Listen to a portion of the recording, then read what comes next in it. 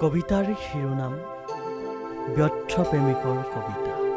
কবি অমিয় কুমাৰ সোণোৱাল। সংগীত দিলীপ নিৰঞ্জন। আবৃত্তি দীপ দিহিং।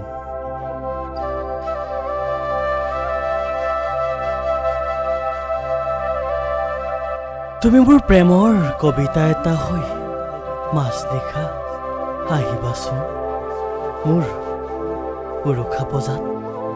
মই কবিতাৰ ছন্দ মিলাম তোমাৰ সতে। তুমি কবিতাৰ বুৰবুৰণিৰে মোক তোমাৰ কোলাত লৈ উৰে নিশা নিচুকাই দিবাই।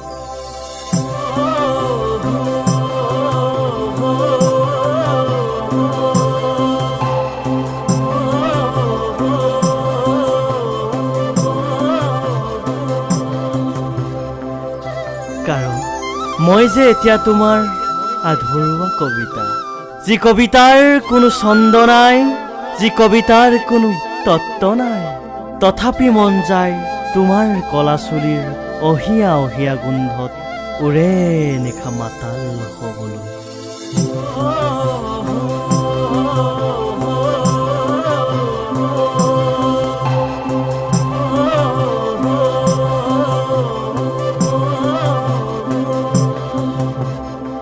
মন গলেইতো নহ'ব, মই যে এতিয়া তোমাৰ ব্যৰ্থ প্ৰেমিক আধৰুৱা কবিতা।